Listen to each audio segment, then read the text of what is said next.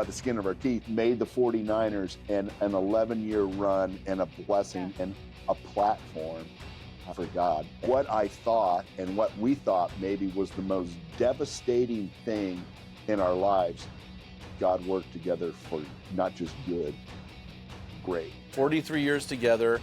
What is your number one advice to couples in the stress bubble, which is raising their children, going hard, pursuing careers? What would you say? Give us some advice about staying true to each other during those years. Number one is you got to...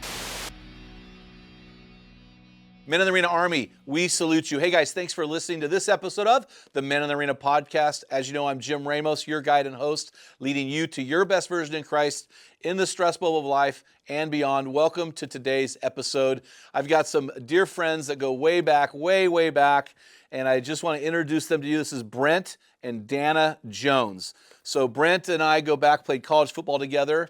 He was actually a fifth-year senior when I was a redshirt freshman, and my claim to fame in life is I was Brent Jones's lifting partner for about 6 months of my life. Brent actually was a Christian guy. I was not living for Christ. Brent introduced me to Christian music. Never knew that existed. Undercover Altar Boys, of course, Petra. Maybe, I don't know, maybe not. Yep. Anyway, Brent went on, never started on his high school football team, but went on at Santa Clara to have a great career, went in the NFL, played 12 years in the NFL, won 7 NFC championship games, 3 Super Bowl wins, 4 Pro Bowl. Look at that. 4 Pro Bowl appearances. You can be my publicist. I'm telling you what, babe, I'm your biggest fan, man. And just had a great career. And on my 60th birthday, December 14th, was inducted into the 49ers Hall of Fame. And if Steve Young has anything to do about it, he will be in the NFL Hall of Fame soon. You can read about that in Steve's book. That's Steve's own thing. So, and then Dana, I've been wanting to tell you this. Oh my gosh. I have not seen you for 40 years. I know. And the last time I saw you, do you remember when it was? You're going to have to remind me. me. The last time I saw you was in December of 1985. I had just had ACL reconstructive surgery, I think after Game 6 against Cal Poly. And here's the thing that means a lot to me. You were the only, Brent was the only teammate that visited me in the hospital after that surgery, because it was in the middle of the season. Nobody has time to go visit somebody, but Brent came and you were there. And you were there in the hospital with me when I had that surgery. I do remember that. Now that you say it, I do remember that. It was I'd never forgot that. It really meant a lot to me that you were there. And my roommate, my bedmate was Randy Cross. He had just had MCL surgery. Did you play with Randy? Yeah. I did. Yeah, so he was in the bed next to me. That's so amazing. Isn't that funny? Of course, I wouldn't have known him at the time. Yeah. So it means a lot to me. And then just after, I think in 2015, we kind of reconnected. You guys have been huge proponents of our ministry. You serve on the board of directors, and it's just really been a blessing to see how God randomly brings us together. Yeah. And I was a freshman when you were a senior. It's just the weirdest thing ever but your brother and I were actually best friends. Yes. And then he transferred to Fresno State, but he was the one who I was buddies with. It's really weird because typically I wouldn't be hanging out with the freshmen. Yeah. But you were kind of cool. Oh my God! You worked out. Oh my God! Yeah. Well, I mean, yeah. So it'll be interesting. It'll be interesting to hear. I never had asked you why you approached me with that, so we'll have to address that at a later date. Oh no, we can address it whenever you want. Okay. I should have brought pictures back in the day. I will send you some. I've got them. I think what drew Brent to me was I had a mustache, and I think he was a little jealous. Oh my gosh! Because he's always been clean cut. It was really impressive too. I'm telling you, that's how I got the girl. She could not handle the mustache. She just could. It pulls like a magnet, like moths to the flame. Shoo. Anyway, I want to talk about this book. So, Guardrails, 10 Boundaries for an Unbreakable Marriage. It just released. You guys have been very involved in that process, and really appreciate that. But here's the pushback I get. So we've had 60 million video views over the last 10 years on this topic, and 15% of them are vehemently arguing with us that this is not possible, it's legalistic, and you're a misogynistic man who objectifies women because you believe this and this. So, which is categorically untrue. But if anybody is going to struggle with guardrails, I would imagine it is an NFL athlete. So, Dana, will you go back to that first year with the 49ers and that meeting that you experienced with the representative who his role was to tell the wives what to expect? Can you tell us about that moment, what that meant to you? Well, it was sort of interesting. The Niners back in the day were sort of like the go-to franchise. Yes. And every piece of mail that we ever got was written to Mr. Brent Jones and significant other.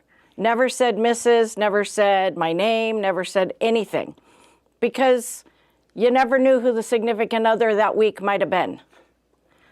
So. Not in our life. No, I know that. Holy I smokes. know that. Yeah. Wow, Brent, didn't know that, bro. No, but the team didn't know if he was going to give it to his mom, his girlfriend, his wife, who. So that it was just easier to print out all the labels that way. So I get all excited because I've gotten invited to something, and it's this luncheon. It's going to be up in a place in like the Jiminy Christmas, San Carlos area, and so it's going to be done nice, and I get to go. So I, we had Rachel at the time. It's the wives' luncheon. It is a wives' luncheon. She was an official Niner wife. I was an official Niner Finally. wife, but yes, okay, there we go. So I get Rachel watched, and I'm going to go up to this luncheon. And I get there, and I know a couple of the other ladies because Brent wasn't one to ask a lot of questions. So, like, for instance, you go to a game, and there's player lot passes. And I'm sitting there, and I remember these two girls right in front of me, Lori Holmo and Shell. Todd Shell's wife. Todd Shell's wife. And I said to her, I'm sorry. Hi, my husband's new on the team. How do I get one of those to see him after the game? And they're these little paper things I probably could have printed out myself. And they say player lot pass. And she's like, oh, you have to ask the guy when you park the car.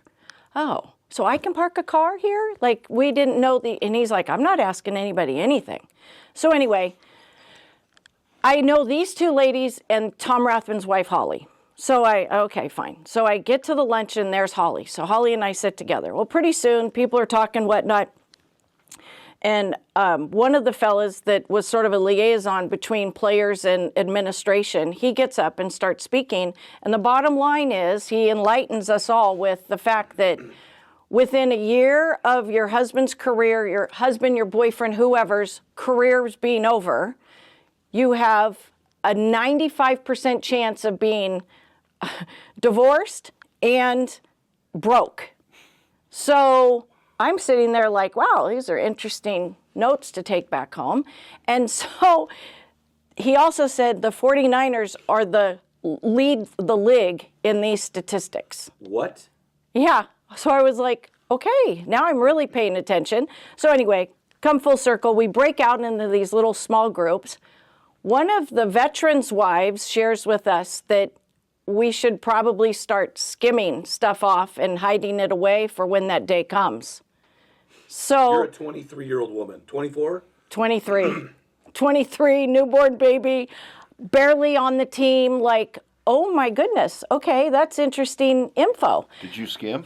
No, never. I don't have to. Hey, we've already established you're a dirtbag, so just keep your mouth shut. Oh, stop. Don't, oh my God, I did not say that. I'm just teasing. So I get home, and I think he was probably more interested in how my day went than how his day went, when his was a lot more critical than mine. And he's like, so how'd it go? How'd it go? And I said, well, the bottom line is I should start taking money from you, and I should hide it for you not to know. And probably by the time this career's over, we're going to be broke and divorced. And he's like, okay, you're never going to another thing again. Who talked to you? Are you kidding? Like, come on, you have to be joking. No, it was all said, statistical. no, those were the statistics. NFL, and this is the numbers. And if you're on the team, this is the stats. If you're all pro, the numbers go up even more. It's like 98% divorce rate. And looking back from our time, yeah, those numbers are we're not too definitely far in off. the ballpark. Yeah.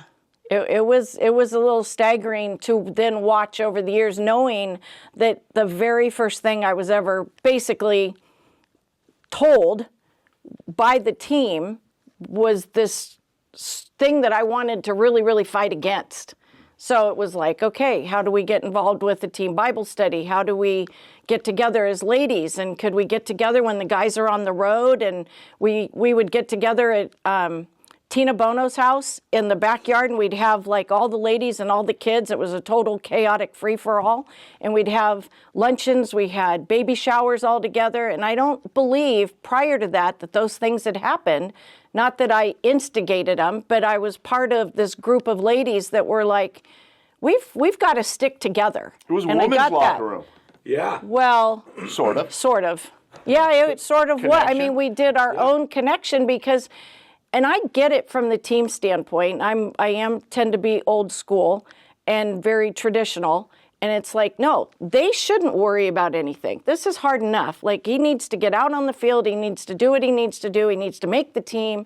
He needs to only be concerned about that. My job's the house, the kids, the home front. In the off season, we can figure out a few other things. But it was like, come on, ladies, we can do this. We can stay together. I still, even in Texas now, get together with 6 or 7 of the wives that are, some of them former and some of them current, but we all get together and we are right back to where we were on an away game when that's all we had as our support system. Did you find that that group had longer standing marriages than the others? No. No, but ridiculously strong in their faith. Like their faith is the women's faith is rock solid. Okay, so what I'm hearing you say is you met, women's faith was rock solid, Christian women, marriage still crumbled. Yeah. Okay, so this is across the board. I see this with Christian couples all the time. I'm going to make a statement, and I'm going to have you address it. Just because you're a Christian doesn't mean your marriage is going to last longer. What do you need to do about it? Man, you need to work on it. And you need to know that it's not, hey, I'm good for this month, and then we'll just pick things up in another month, or I'm busy, or I'm distracted. I mean, it's a full-time effort, but it's a want to. It's not a have to. And it's just like it is an anything accurate else. statement. That is an accurate statement, but it goes both ways. Women have to want to work on it. The men have to want to work on it. Communication is key. How do you ensure that that's happening? You have to ways. want, you have to want him to be his best version more than I want to be my best version. And the same goes this way. I want her to be her best version. But, we didn't learn this at age 23 and 24. Yeah. It was time and learning and studies and a few marriage conferences. And it was putting the things that you learned into place. Our off seasons always started with a Christian-based conference, just to sort of reconnect, and we would have the kids watched, and my mom or his, family or whoever would make sure the kids were taken care of. So it's been a very long, from back in the day, July to February, because we were always really good and always played. We weren't like the Cleveland Browns home in December. Yeah,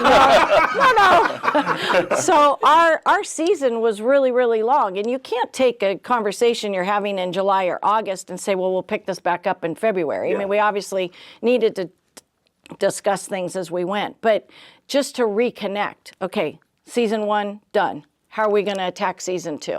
And we sort of always looked at it that way. When is the off season? When do your mini camps happen? When do we have to go to training camp this year? What's going on? How do we fit a family vacay in? But how do we fit us in? Us time is.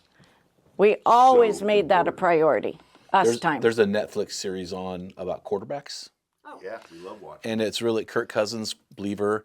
Yes. Really interesting to see what these guys are, how the different quarterbacks connect with their wives. And when you have a Christian quarterback, it does, even on the show, looks different. Yeah. You talked about attacking. What does attacking your marriage look like in the real world, especially during an NFL season when he's gone? I mean, he's playing on Sundays. How does that look? It's very, very different now than it was for us. Because we didn't have social media. You didn't have cell phones. Yeah. You didn't have all of these draws that the ladies nowadays have. Our games were very, very different because we didn't have boxes. We didn't have groups of people sitting together. We, at Candlestick, we got the seats that the season ticket holders didn't show up for or weren't going to use. So we were never in the same seats. We might be in the same section, but it was anywhere between the 20s and anywhere down below, you got 2 seats. The rest of your seats were in the 3rd story. And it was like, I wasn't one to say, oh, come on, we're going to change this. It was like, oh, we get that? Thank you so much. You just go with it. And so it's very, very different to say what worked for us back then, because it would be a totally different view of what it would be like today. But obviously, I relied on our family. We had children right off the bat, and it was very, very homey, because if he's gone, my parents and his parents came over, and the 5 of us watched the game with the kids running around. Even like Monday Night Football against the Rams, and he gets knocked out and they go to commercial. That would never happen today. You know, I'm like, I don't know where he is. And the phone rings and he's like, could you try to get Brent to remember something? Oh, sure. No problem. Let me have the phone. You know, I mean, so it's very, very different. But during the season, my responsibility, I truly felt, was making sure that when he got home, I'm not opening the door to a whole bunch of things that went wrong. Everything's great. You're good to go for Monday or Tuesday or whatever. So I'm doing the math in my head, which is really a struggle because I can't count fingers. Oh my gosh. I'm guessing you've been married close to 40 years. You are. We just celebrated 39. 39 years. Shannon and I are coming on 34. Here's the home Candlestick home games. I get it. But let's say he's in Chicago. Let's say he's in New England. What guardrails did you guys mutually decide upon to ensure that he wouldn't go sideways and do something stupid? Because in the book I talk about you're always one choice away from stupid. So what were some things that you guys had decided upon about those away games? Well, first and foremost, I was the only guy stuck with a roommate. That's true. So everybody had their own rooms. Everybody had that. I basically was confidant for Steve Young. He had some anxiety issues, and he wanted me to be his roommate all those years, and even on the road. And technically, Mike Holmgren wanted you to be his roommate because he knew that he needed to put somebody with Steve that would be an ultra confidant to what Steve was going through. It's easy to go off the rails if you want to be off the rails. Yeah.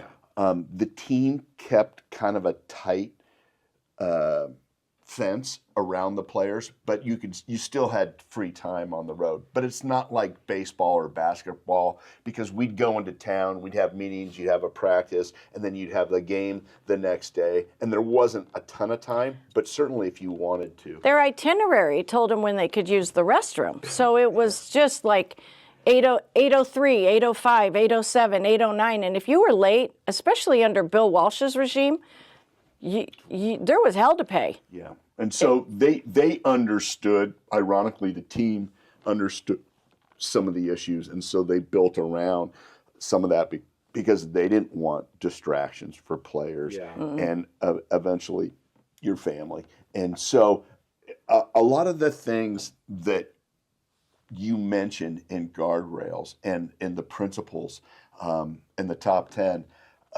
I had heard.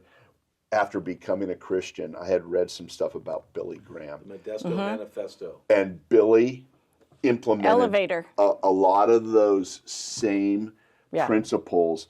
And I thought as an athlete, it would be awesome to have those same things, because one of the things that happens, if you pronounce yourself a Christian in the locker room, guys are focused on watching you. Your actions better match your words. Yeah. And so I was very hyper aware of God blessing us with the opportunity to be in the NFL, but also hyper aware of using that platform and honoring him. And so a lot of those principles were kind of built into our lives, but that doesn't mean that, things don't happen. One of the greatest stories is, and Dana's going to laugh, I was coming out of the locker room after a game one time, and she had seen this one girl kind of eyeing people and eyeing, and she came up to me. I have my radar. And, Oh, yeah. And she came up and asked for an autograph, and I was sitting there signing it and something, and Dana just came up out of the blue and stood right there. And after the girl, Dana kind of chased her off. Dana was like, "That's a groupie." I'm like, "What? What do you mean that's a groupie?" "I guarantee you that's a groupie." So she had her groupie radar on, and we laugh about it. And it's funny. I kind of dismissed it at the time, but my comment to him was, "You need to be more aware." Yeah, look at that. There you go. I get that too. You know, I get that too. You can't just assume that they're just, they just want this picture. I said, what do you think she's going to do with the pictures? You need to be more aware of where you're putting yourself. I'm aware where I put myself. You need to be aware of you. Guardrail 10, which is the last guardrail in this book, is called Build a Wall. And it's about a Greek word proistemi, which means to preside over, protect, and provide. And so it's this analogy of a wall. And so the subtitle of that chapter is Never Assume Your Bride, or in this case, your husband, is living by your standards. Stay engaged. What do you think about that based on the groupie story? I think it nails it. You never can assume. How I'm going to handle myself, at this point in time, back in the day, I needed to bring it to his attention a few times because nobody knows who I am, and they really only know him because of what number he wears. Yeah. But they're sort of after it, And I'm not saying everyone's just flocking, but there are a lot of extracurricular distractions that took place around any team, not just specific guys.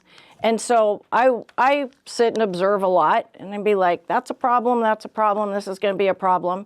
And you just don't want any, because it's going to cause other problems if something else happens here. But I'll go back to one tiny thing you said. Depends on the guy. Yes. It really depends on the guy. And thankfully, and thank the Lord, he had a mind to make sure that I was comfortable with whatever he did. And same. And I think that's key in a marriage. Dana talked earlier about communication. The openness to take her opinion and her sensing seriously. Because as guys, I'll admit it, sometimes I'm just clueless, or I'm focused on this and I'm unaware. So you have to be able to take... Not an excuse. Yes. Not agreed. I do have something to say about that I think will help. So I think that relationally speaking, God has given women a superpower that men don't have. Agreed. And the superpower is women are a natural thermometer. Mm-hmm. They can see things that we can't see. Not an excuse. No. But we have a superpower that you don't have. We're thermostats. We regulate. So we need each other. The wife needs to help us understand the temperature of certain relationships, the groupie here, our relationship during the football season versus off season. And then it's our role as men to implement our superpower to regulate that. And that's what you were saying to him. Watch that. And then he becomes, what do you think of this statement? But you do have to build that fence, has to be in place first. That this is like our inner circle. This is our tried, trusted, faithful inner circle. And if it's out of it, I want to know why we're opening a gate. Okay, just define inner circle. Well, I would say marriage, our family, and our relationship, 100%. Yeah, but yes, and but in terms of just key people, people that we're, trusted. If something tragic happened, who are the top 5 people you're going to call on his behalf or my behalf? Yes. Top 10, whatever that might look like. They're people that you're going to pick up the phone and say, hey, this is what we're going through. And I need you to pray for us. Or I need you to come alongside and pray with us. Or I'm going to keep you in the loop of what's going on here. What I'm hearing is that our relationship choices are utilitarian. We can't choose our family, but we sure can choose our inner circle. Yes. What would you say to a 34-year-old woman? What would you say to your daughters who have an inner circle and you see outliers within that circle that are a problem? Mm-hmm. How do you address that problem? You just keep bringing them in? At what point do you replace them, remove them? What, 'cause people say to me, that sounds real harsh that you would do that.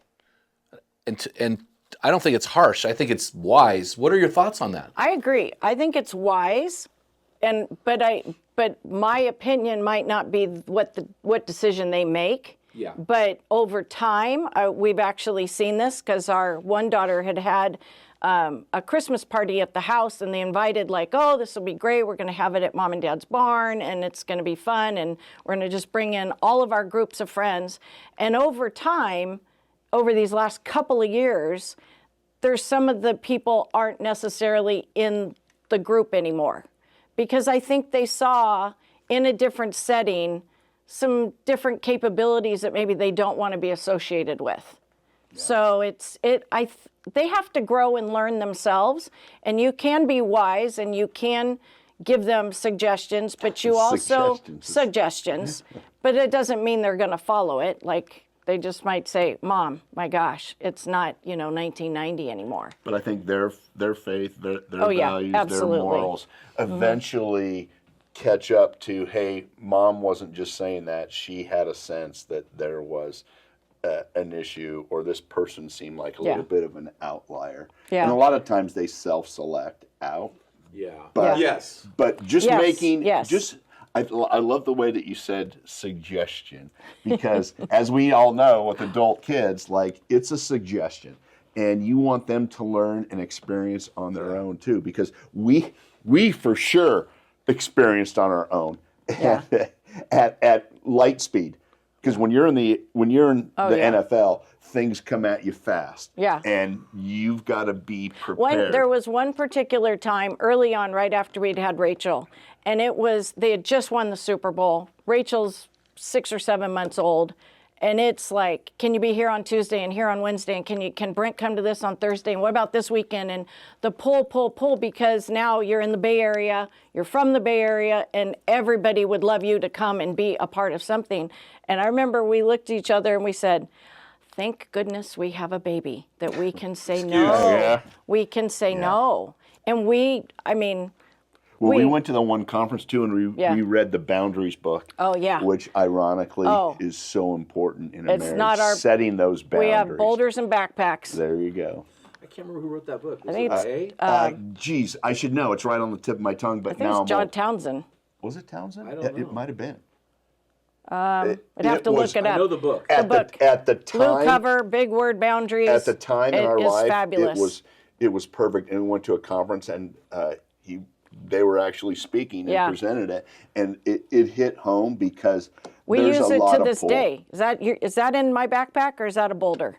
Boulder backpack. Can you explain what the two mean? If it's in your backpack, it's for you you're responsible for it. And there are boulders in life, sicknesses, death of a parent, some sort of out of the box tragedy or circumstance. That's when you come alongside and help somebody else with it, because it's God doesn't give you too much to handle, but there are certain things in life you need a little bit of a helping hand with. Yeah. Oh man, that's so good. So 40 years, almost 40 years, we're just going to round up. 40 years married. 43 if you include Santa Clara. Ooh, yeah. 43 years together. There you go. Yeah, there we go. 43 years together. What is your number one advice to couples in the stress bubble, which is raising their children, going hard, pursuing careers? What is your advice to them about how to have a thriving marriage? In the last 2 months, 3 couples that I'm very familiar with are split up, and 2 of those couples have a combined 60 years together.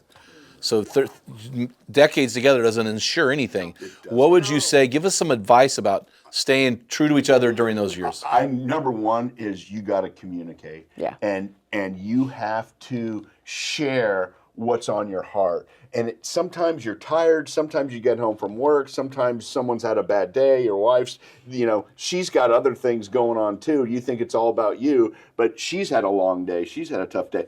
But to be able to share and to be able to have empathy for the other person and come alongside and just get their feelings out. People always talk about communication, but it's a skill.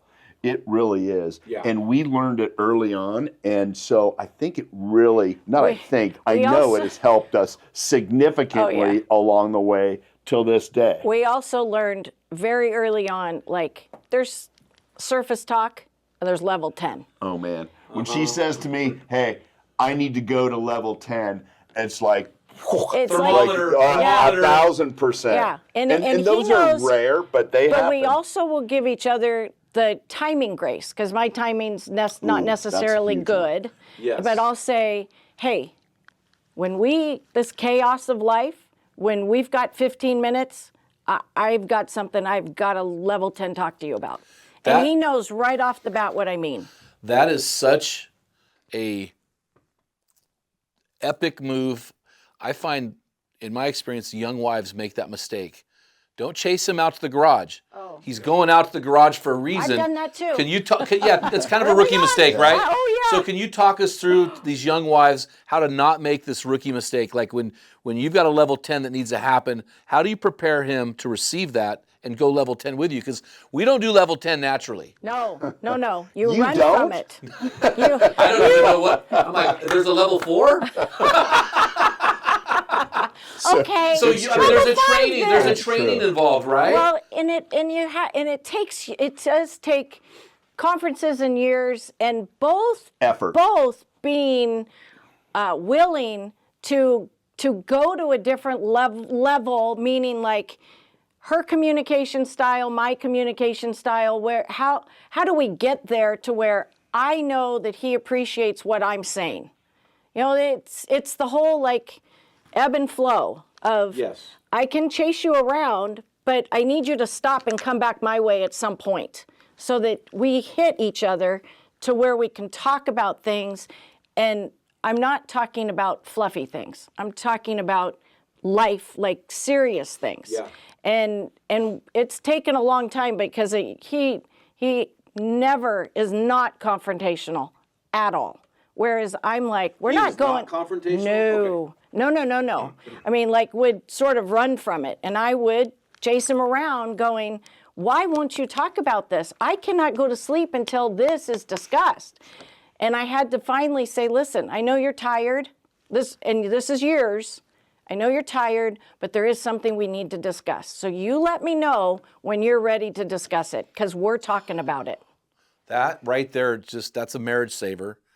Because the flip side of that is you become a nag to him. Oh, absolutely. So talk to us about how she learned that skill with you. You know what? She's just very perceptive, but it And wasn't persistent. and persistent. Well, you don't have to tell me that. But she, I mean, it's one thing as a man to say, hey, you got to quit nagging me or quit bugging me, or you always want to talk, or you always pick the wrong time. You're always picking Sunday right during the back nine of the Masters, or right when I'm tired and I want to go to bed. She adjusted and figured out that, one, she can get my attention if she says, hey, we need to go to level 10, because not everything is a level 10 thing. So I think young wives can learn from that. Like, there's some things, I think, in your marriage that you can postpone, or that are level 2, that, hey, we don't need an urgent answer right now. But I think giving me the grace of choosing, hey, okay, there's something I need to talk about, but let's do it when you're comfortable and you're ready. That helps, because a lot of times I'd say, hey, you know what, let me put down my phone. Let's talk. But back right in now. the day, before there were phones, and our Yes, there kids were no were Back a in the little crazy. 1900s. Yeah. Exactly. Pretty much. But with the kids, like a young mom who's been home all day with a colicky baby and sick kids and ear infections and the whole bit. Right before Super Bowl 24, we decided we were going to sell our house. So was it 29 or 24? I know we had a couple. That's Sorry. not bad, is it? Sorry. No, it was 20. It was 29. 29. So another Santa Clara Bronco, John Failer, Yeah, I know, John. he was our realtor. Oh, are you serious? Yes. So Brent, he's got to go to the game. He's leaving for the Super Bowl. I have both kids, double ear infections, sick. Very, very not feeling good. and I've got to have the house in showing condition before we leave, because while we're at the Super Bowl, they're going to have a broker's tour. And I'm like, wait, what is up with this timing? Well, anyway, so I get back to Miami. I'm so excited. And I've printed out the whole sheet of all the things that the house includes. And I hand it to him, possibly game day potential pre-stress. And he looks at it and does not say, hey, honey, great job. Thanks so much for taking care of all this and the kids and everything else and my parents and all this. He goes, you sold the TVs with the house? We just got new, No. a couple new big screen TVs. I was so excited. And then he says to me, he goes, did you sell the cars with the garage? And I go, what's wrong? And he goes, you sold the TVs with the house? I said, I thought I was supposed to. There's communication, not so much. But it was a little busy right then. So, shoot. I'm going to give you another one besides communication that's so important in marriage and people forget. We laugh a lot. Yeah. We laugh. And we laugh at each other and we laugh at ourselves. Because you've got to. And that, I think when you have that humble spirit, it just changes everything. Because let's face it, life is imperfect sometimes. Yeah. And we all make mistakes. And I think the ability to laugh and laugh at each other and laugh at situations really, really strengthens a marriage. And give each other grace. Yes. And like, I didn't know, like he's like, oh my gosh, I got a game to play. I can't believe now I have to buy TVs too. Yeah. Like, Super Bowl, not a big deal. We better win so I Better better win so I can afford new TVs. So we have a chapter in the book, and it talks about how we communicate with the opposite sex. Like, we should never use flirty language of the opposite sex. Agreed. But the positive twist on the chapter is to flirt with purpose, and it's this concept of, we flirted while we were dating. We would flirt. That was part of dating, was flirting, bantering with each other. Yeah. So let's talk about flirting. I think this is the laughter part of it. I'll tell a horror story. About a year and a half ago, my wife, she's a flight attendant, and so we do a lot of communication on text, and I was sexually flirting with her. Okay. Let's just leave it at that. And usually she responds with a vomit emoji, or you're making me sick I've just puked in my mouth, or you're just a disgusting pig. It's her way of saying I love you. So she usually banters back and forth with me. So I just turn it, crank it up. Well, I sent her this text, and I don't get a response. Oh no. And about 6 hours later, the men's ministry leader of one of the biggest churches in Oregon, I'd sent it to him. Where does you talk about laughter? To me, I'm thinking that's flirty. Like, that's flirty. It's not, doesn't have to be sexual, but talk about like ways that you guys still flirt after 40 years. Wow. Do you want to? I'll go up. I'll hug her while she's cooking. I'll rub her back. And she does a great job of it too. Throughout it's the day. all little things. Now, especially with the little. phone, it'll, like the little one that has hearts everywhere. Yeah. And our big thing, our anniversary is March 14th. And it is weird how often, without being by each other, our phone at 3:14, I'll screenshot it, he'll screenshot it, and our texts pass each other. Randomly. Just totally randomly. And it's just like this, it's like a cute little thing. They're like, oh, it's 3:14, But there have been numerous times it's happened on the same day at the same moment.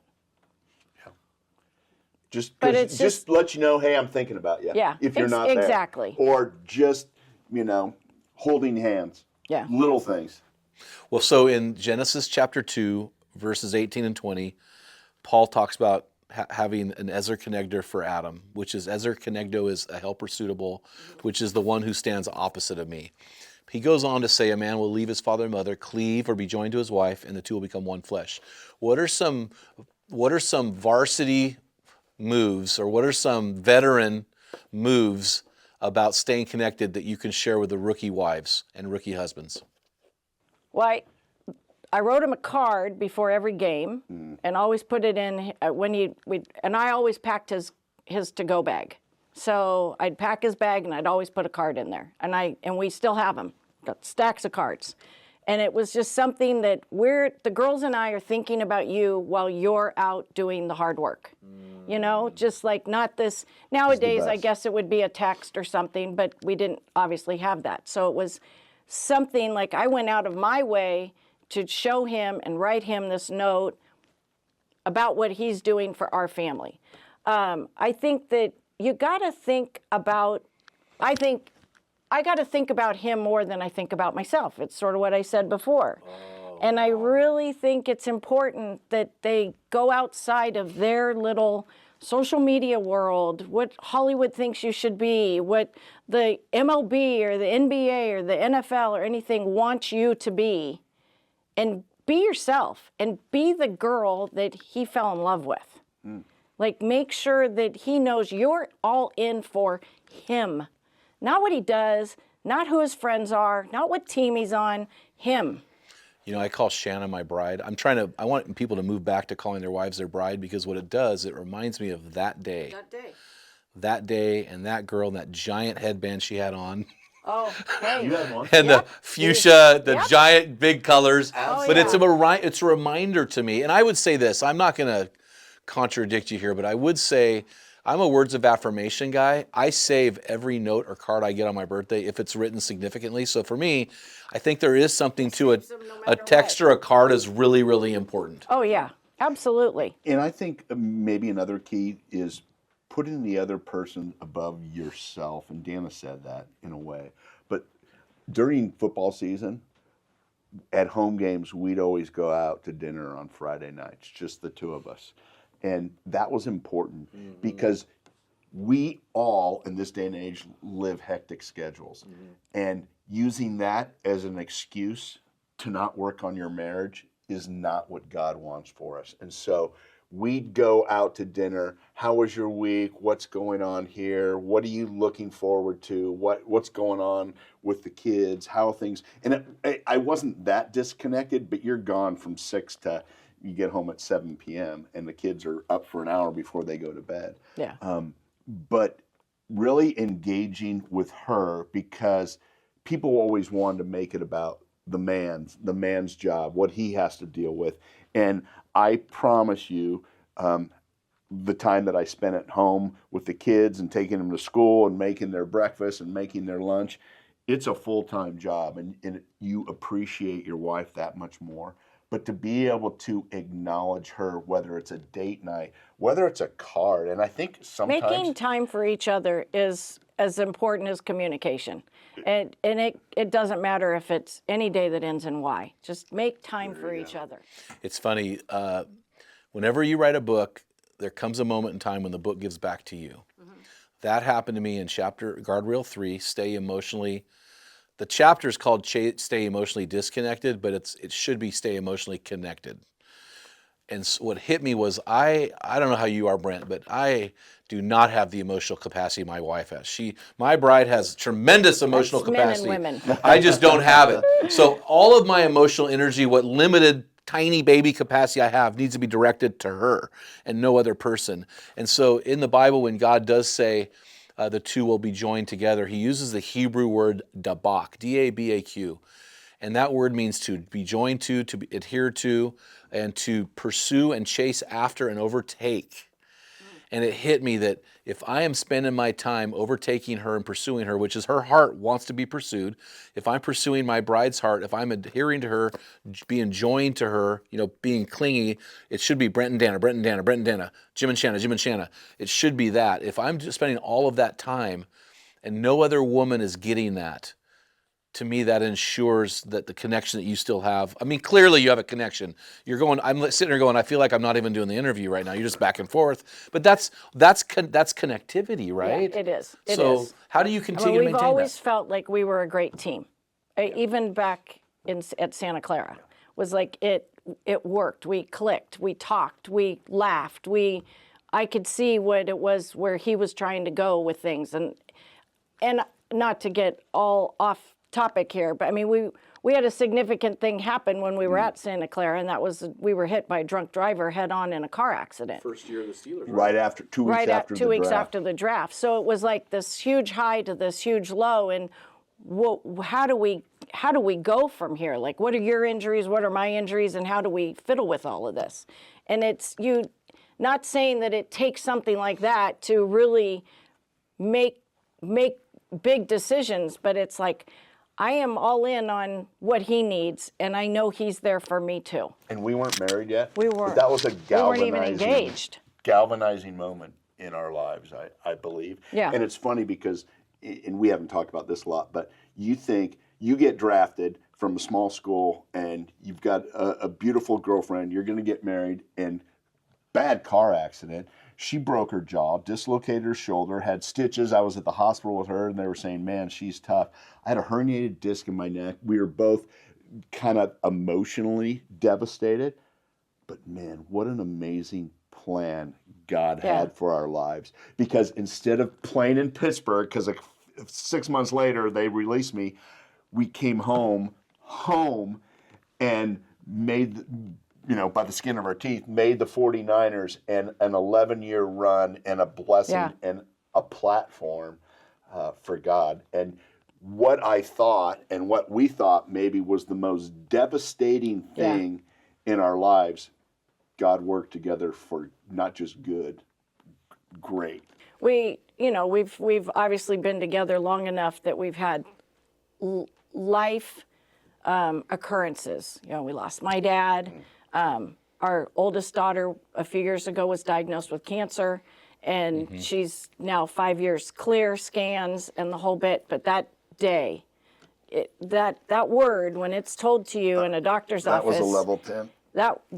It was, and I didn't even have to say it. He was on a conference call, and I had gone to the appointment with her. And I came home, wiped out the whole rest of the day, and was sitting on the sofa, and Rachel had texted him. And he walked out, and he goes, Rachel has cancer. I'm like, yep, that's what they said. And you're just there. You're just there. But I had already sort of put into place a couple people that we needed to call immediately for guidance, expertise, faithful, and prayer. One of them was a former teammate's wife who's a top oncologist, and I had texted her, and she said, call me. So it's like, and that's in that circle. Who do you need at that moment? We'd be there for them. They were there for us. It's really interesting how those tragic moments, near tragic, traumatic moments, they can either galvanize you or they can push you away from each other. It's really true. It's really true because you want to be alone with your thoughts, your feelings. You're trying to take in everything. And a lot of people, that's their natural state. It's like they get away. draw inwards and stay away from each other. And in a marriage, that's the exact opposite. It's the opposite of what you should do. Whatever it takes, stay in it together. So, hey guys, thank you so much for coming on. I mean, you guys and your story and what God has used you guys to do and accomplish and to bless the kingdom. I really appreciate you guys' impact on my personal life. And so, man, thank you so much. Until next time, feel the wet sand on the arena floor. Hear the deafening roar of the crowd. Taste the sweetness of victory. Smell the stench of battle. Get in the game. Get dirty. Grind it out. Build those guardrails and be a man.